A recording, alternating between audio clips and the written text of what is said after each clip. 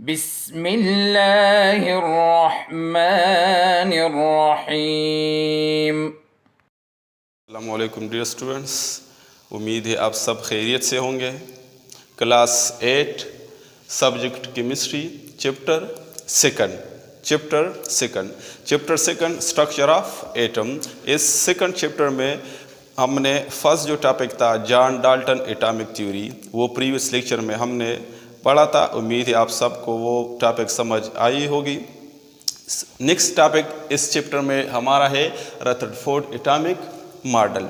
John Dalton ने जो model पेश किया था एटम के बारे में, उसमें कुछ लिमिटेशंस थी कि जिस तरह इन्होंने कहा था कि atom is indivisible particles, atom एक इनडिविजिबल पार्टिकल है, या एक पॉइंट था इसका कि atoms of the same element are identical in shape, structure, properties. तो जॉन डाल्टन एटॉमिक मॉडल के लिमिटेशन ओवरकम करने के लिए साइंटिस्ट ने काम किया और उस डिफेक्ट्स को निकालने के लिए जो जॉन डाल्टन एटॉमिक थ्योरी में थी उसको निकालने के लिए मुख्तलिफ साइंटिस्ट ने काम किया, जिसमें एक साइंटिस्ट था जिसका नाम था Rutherford.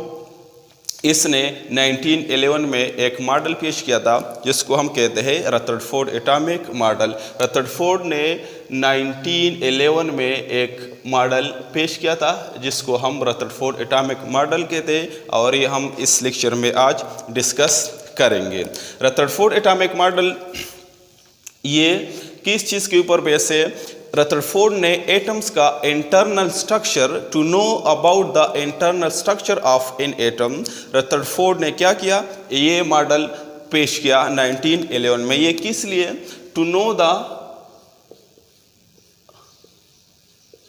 The internal structure of an atom. Rutherford ने क्या किया, 1911 में ये मॉडल पेश किया। इसने क्या किया, इसने एक थिन गोल्ड फाइल लिया था एक एक्सपेरिमेंट के लिए, जिसकी 0.00004 सेंटीमीटर एक थिन गोल्ड फाइल रदरफोर्ड ने लिया था, जो 0.00004 सेंटीमीटर थिन एक गोल्ड फाइल थी। इस गोल्ड फाइल को इसने सराउंड किया। This gold file was surrounded by a photographic plate.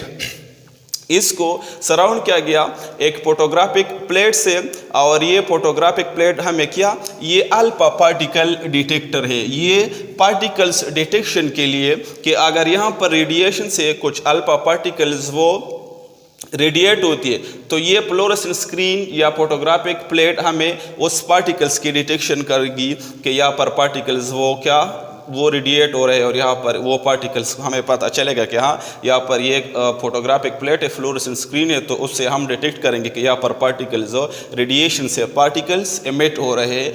To detect the emission of alpha particles from the radiations, ये फोटोग्राफिक प्लेट हम क्या करते हैं, उसने ये इस्तेमाल किया था अपने गोल्ड फाइल एक्सपेरिमेंट है। इस गोल्ड फाइल को इन्होंने अल्फा पार्टिकल से बम्बार्ड किया। This gold file was bombarded by alpha particles from a radio active source, polonium element. तो इस गोल्ड फाइल को इन्होंने क्या किया, अल्फा पार्टिकल से बम्बार्ड किया, जो तकरीबन 20,000 अल्फा पार्टिकल्स थी। उसने इन्होंने क्या किया, उस अल्फा पार्टिकल्स को बम्बार्ड किया गोल्ड फाइल के ऊपर। कहाँ से? एक पोलोनियम रेडियो एक्टिव एलिमेंट से। अल्फा पार्टिकल्स क्या है? डबल पॉजिटिवली चार्ज पार्टिकल्स है। Alpha particles are double positively charge particles. जिस तरह हम कहते हैं helium nucleus is an example of alpha particles. Helium nucleus के में भी दो प्रोटॉन्स है, तो हम इसको अल्फा पार्टिकल्स कहते हैं। ठीक है। अब पोलोनियम एलिमेंट क्या है? ये रेडियो एक्टिव एलिमेंट है। रेडियो एक्टिव एलिमेंट्स वो एलिमेंट्स होते हैं जिससे रेडिएशंस इमिट होती है, जिससे रेडिएशन क्या होती है? इमिट।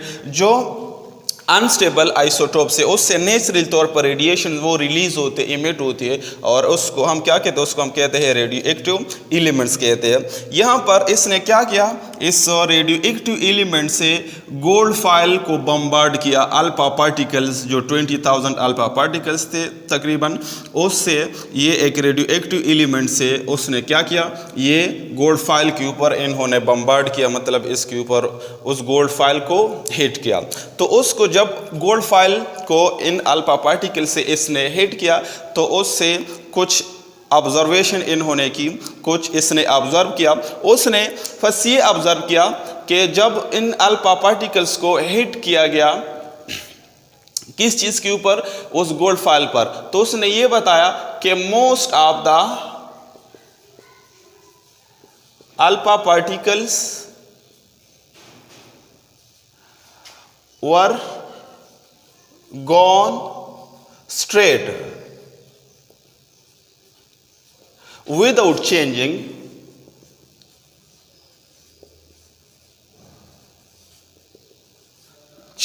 the direction।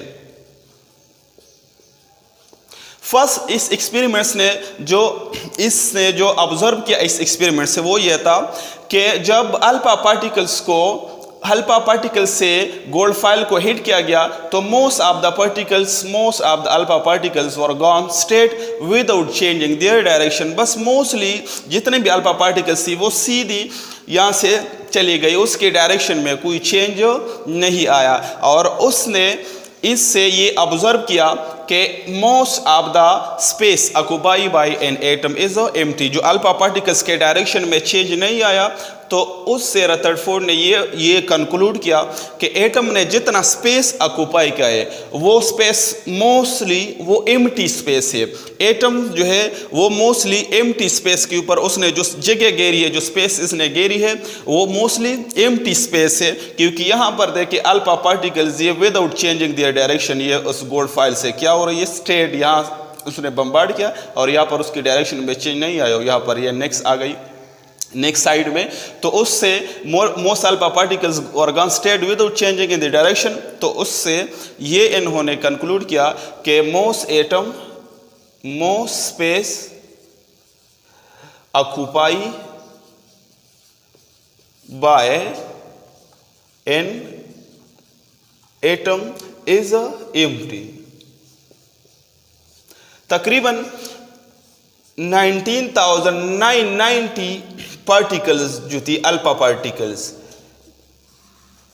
इसके डायरेक्शन में कोई चेंज नहीं आया, विदाउट चेंजिंग देयर डायरेक्शन ये उस गोल्ड फॉइल से ये चली गई नेक्स्ट साइड पर ये चली गई। तो ये उससे एक पॉइंट निकाला। इसने नेक्स्ट ये ऑब्जर्व किया कि इसमें से तकरीबन 8 पार्टिकल्स जो थी 8 पार्टिकल्स ये ऑब्जर्व किया कि इसमें 8 अल्फा पार्टिकल्स ये थोड़ी सी डिफ्लेक्ट हो गई आइदर साइड, मतलब उस साइड को या इस साइड को। तकरीबन उसमें इसने ये ऑब्जर्व किया कि 8 अल्फा पार्टिकल्स इसमें ये थोड़े से या उस तरफ या उस साइड, उसकी साइड में थोड़ी सी स्ट्रेट नहीं, उसमें डिफ्लेक्शन आ गई, ये एक साइड को या उस साइड को ये थोड़े से क्या हो गई, ये अल्फा पार्टिकल्स डिफ्लेक्ट हो गई। और तकरीबन 2 particles 2 alpha particles were bounced back। और उसमें 8 ये डिफ्लेक्ट हो गई 8 अल्फा पार्टिकल्स, और 2 अल्फा पार्टिकल्स ये they were bounce back in their original pathway. ये अपनी जो उसका रास्ता था उसमें ये वापस क्या हो गई, ये 2 पार्टिकल्स उसको डिफ्लेक्ट कर दिया गया, मतलब उसको दोबारा ये बाउंस बैक कर दिया गया। तो उससे 8 पार्टिकल्स डिफ्लेक्ट हो रही थी और 2 अल्फा पार्टिकल्स ये बाउंस बैक हो गई।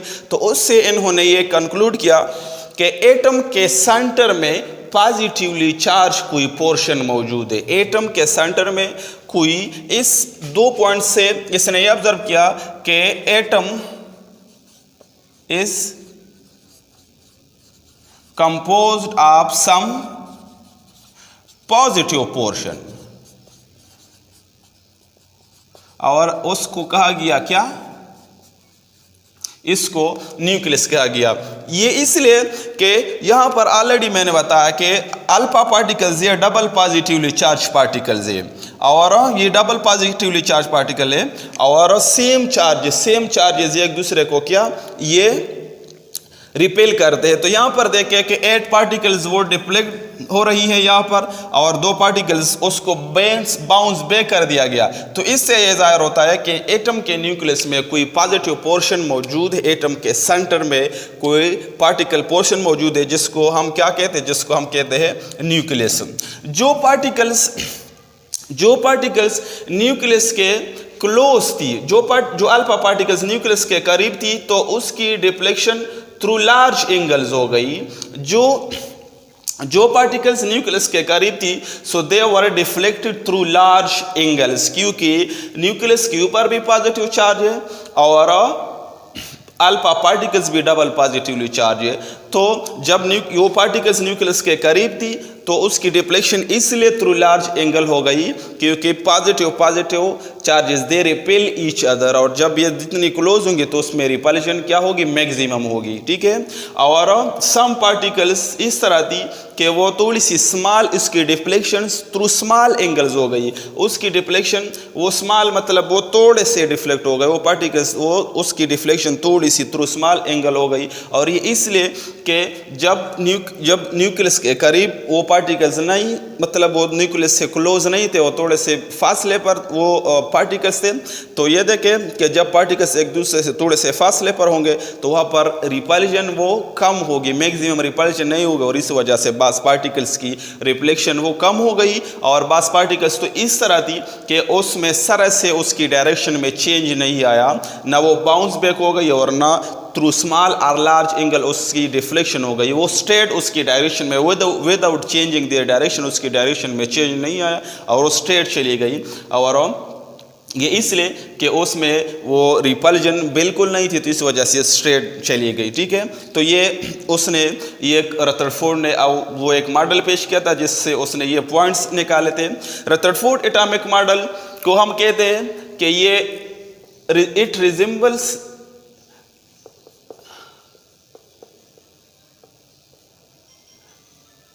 To the solar system.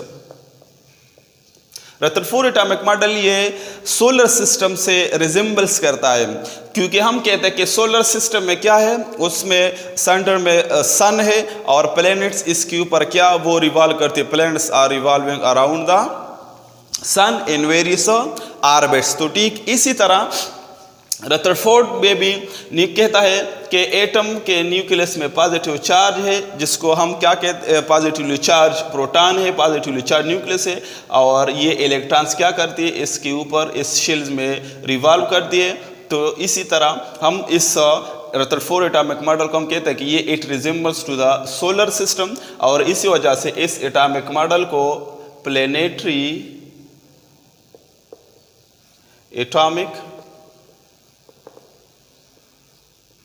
Model भी कहते हैं, क्योंकि ये मॉडल क्या, ये सोलर सिस्टम से वो रिजेंबल करता है कि जिस तरह सन है और वो रिवॉल्व उसके इर्द गिर्द वो प्लैनेट्स रिवॉल्व करते हैं, इस तरह यहाँ पर एटम के सेंटर में पॉजिटिव चार्ज न्यूक्लियस है, और all the electrons are revolving around the nucleus in various shells or orbits. तो इस वजह से इसको हम क्या, इसको हम कहते हैं कि ये रिजेंबल करता है सोलर सिस्टम से, और इसको हम प्लैनेटरी एटॉमिक मॉडल भी कहते हैं, ठीक है। तो ओके स्टूडेंट्स, या इस टॉपिक में ये काफ़ी है।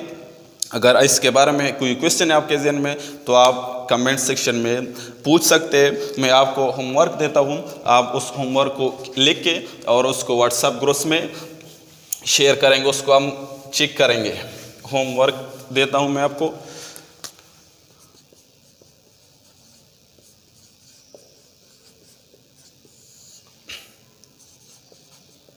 Write down the Rutherford gold file experiment with the label diagram. ये आपका होमवर्क हो गया। रदरफोर्ड गोल्ड फाइल एक्सपेरिमेंट्स को आपने लिखना है इस तरह, इस लेबल डायग्राम के साथ। ओके, वस्सलाम। اللهم انفعنا بما علمتنا وعلمنا ما ينفعنا وزدنا علما.